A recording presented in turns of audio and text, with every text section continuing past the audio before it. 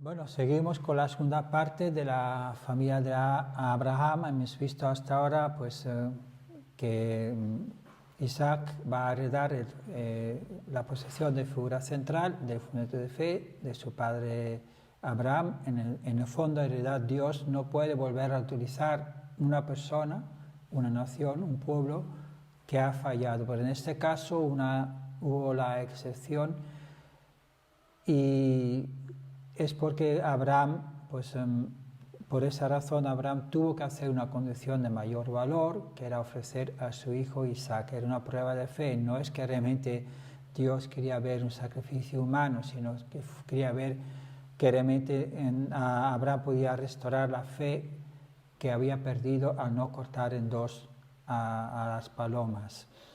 Y lo va a conseguir con éxito, y también su hijo Isaac tuvo la misma fe, porque podía haber salido corriendo. Por lo tanto, en el fondo, en este momento, como ellos juntos hicieron la ofrenda y ya había un carnero trabado una zarza, pues es Isaac que va a heredar el fundamento de fe de su hermano, de su padre, Isaac, Abraham.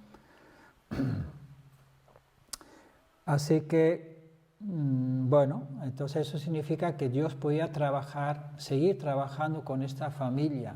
Recordamos que lo que quiere conseguir es mandar el Mesías a través de esta familia para salvar el mundo entero. Este es el objetivo de todo lo que está ocurriendo detrás de la historia de estos personajes bíblicos, y que hasta ahora no se había entendido. Realmente eran personajes providenciales. Así que a partir de este momento, de alguna manera, aunque en el fondo en la Biblia se puede seguir leyendo acerca de cosas que hizo Abraham, por ejemplo, que fue a Sodoma y Gomorra, que tuvo este debate con Dios para poder perdonar Sodoma y Gomorra. O sea, se sigue hablando de Abraham también, incluso en el Génesis, pero desde el punto de vista providencial, ya él no era la figura central, sino era Isaac, su hijo, el que había heredado la misión de poner el fundamento, ya ahora de sustancia, para poder recibir al Mesías en su propia familia, en su familia. Entonces podría haber habido un primer intento entre Ismael e Isaac. Es la historia de Ismael. Pues Ismael era Abraham y Sara, pues no podían tener hijos, su mujer era infértil y por lo tanto Sara, su mujer, le había ofrecido su concubina, que era egipcia, Agar, para tener un hijo. Es algo muy habitual en aquellos tiempos. Le ofreció como concubina, y entonces tuvieron a Ismael entre Abraham y Agar, y era el primogénito. Tenía 13 años cuando nació Isaac, que ya al final nace como un gran milagro de la propia Sara. Y se podría haber hecho el fundamento de sustancia entre esos dos hermanos. Pero ¿qué había ocurrido? Pues finalmente parece que hubo un conflicto entre las dos mujeres, Agar, la sirviente, y la dueña, la ama, Sara. Parece que Agar estaba presumiendo de su hijo, o estaba pensando que él era el primogénito que iba a heredar luego todo de Abraham. Y Sara, cuando tuvo su propio hijo Isaac, pensó que de eso nada, que realmente el hijo heredero pues tendría que ser Isaac, su propio hijo, ¿no? Entonces, con esto que ocurrió al final, pues desgraciadamente Sara va a echar a Agar con su hijo de su familia, de su tienda, y van a ir al desierto. Así que ya esta providencia que tenía que haberse cumplido entre esos dos hermanastros, entre Isaac como Abel, Ismael como Caín, no se va a efectuar, no se puede dar lugar. Esto luego se ha ido multiplicando como gran problema en que llega hasta nuestros días entre los judíos y palestinos.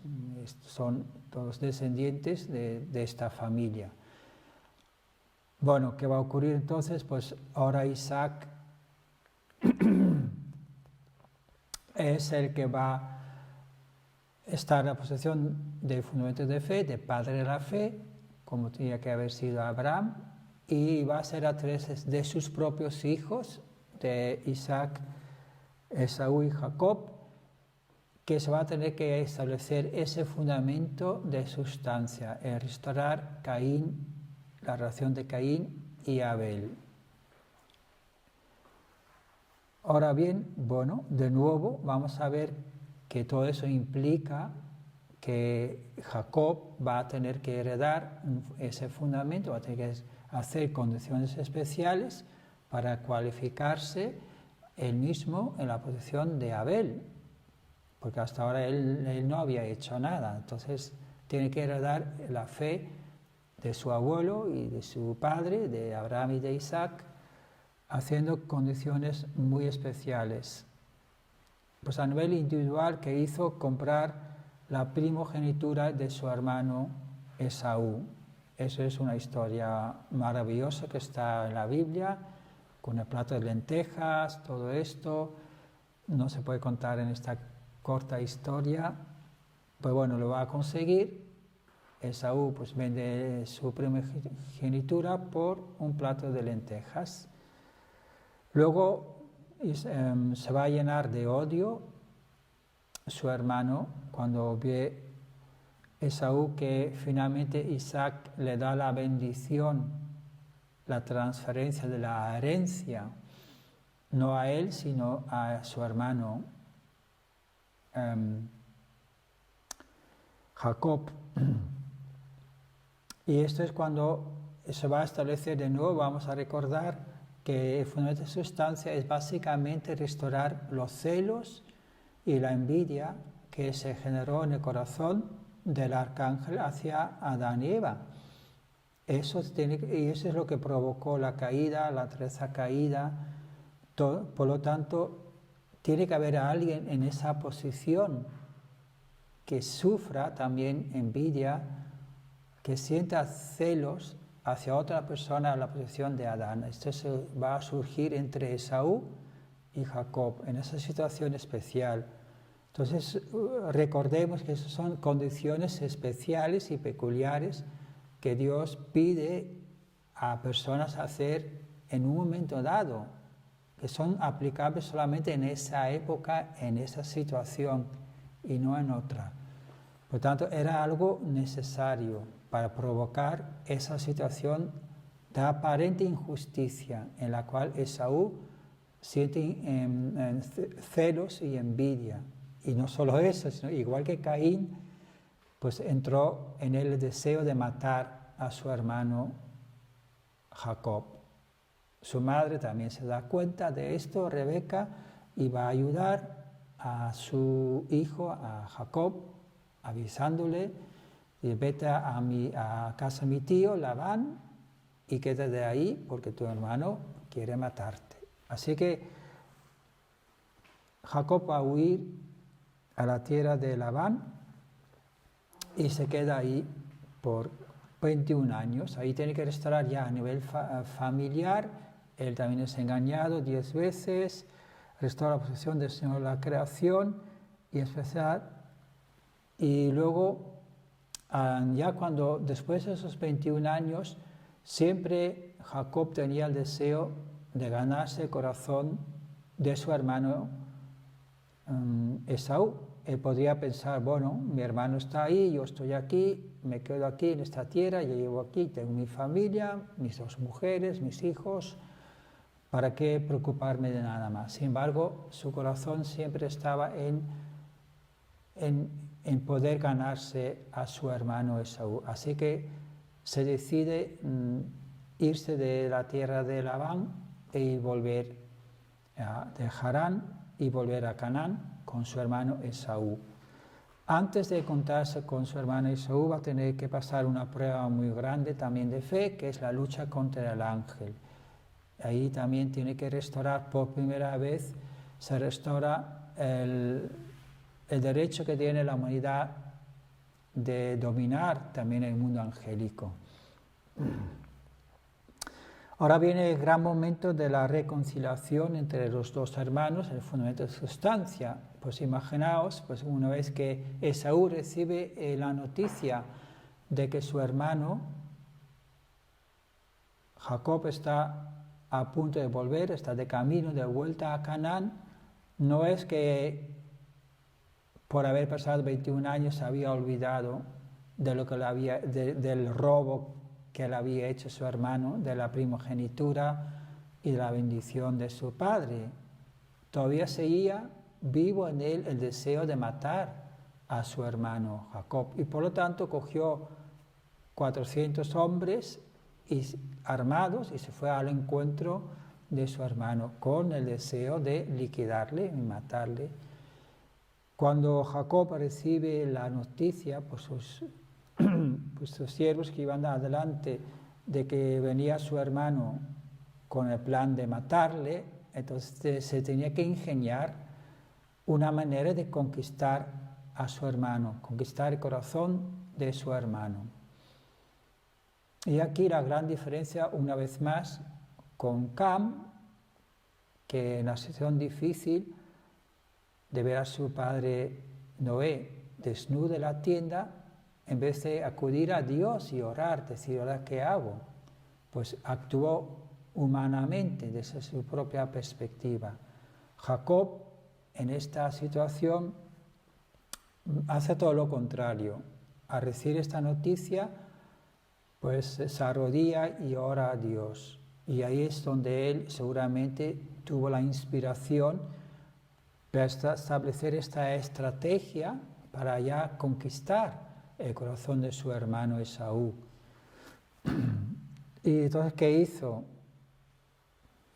Primero mandó sus siervos con todas sus riquezas como regalos para su hermano. Y tenían que decir, esto es para mi Señor. O sea, que él está poniéndose en la posición de siervo frente a su hermano Esaú, reconociéndole como Señor. Entonces, y eso fue varias veces. Entonces ya poco a poco el corazón de Esaú se iba ablandando. Decía, uy, este es mi hermano.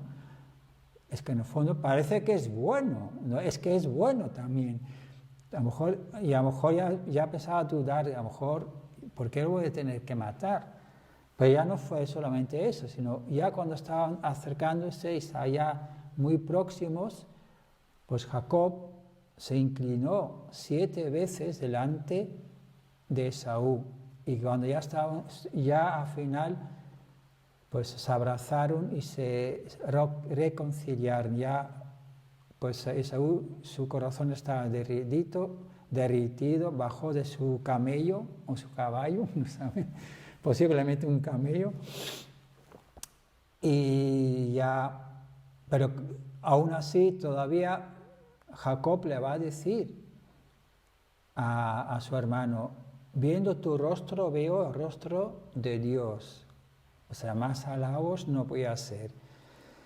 Entonces esto fue muy importante porque aquí vamos a ver por primera vez la victoria de los dos, de Caín y Abel. No es solamente que Jacob consiguió ser un Abel bueno, Caín también restauró por primera vez a Caín. Por primera vez en la historia, una persona ha podido superar el sentimiento de celos y envidia. Eso es muy importante. Y el deseo de querer matar al rival, de destruir al rival, que era lo que hizo Satán en el jardín del Edén. No quiso destruir a Adán y Eva, ¿no? Y es lo que ha hecho. Entonces aquí la victoria de Esaú realmente es una gran victoria. A veces no se tiene mucho en cuenta, se enfatiza mucho Jacob, pero Esaú también consiguió la victoria. Si él no hubiese cambiado su corazón, pues habría matado, habría liquidado a su hermano seguramente, había repetido el fallo de Caín, pero no, él lo consiguió. Por tanto, eso fue una gran victoria de ambos, la unidad de Caín y Abel por primera vez en la historia. Así que, desde el punto de vista de Dios, al final esas tres generaciones son consideradas una sola generación.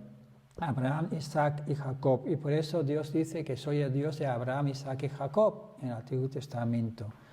Porque aunque son tres generaciones, desde su punto de vista providencial, es solamente una generación.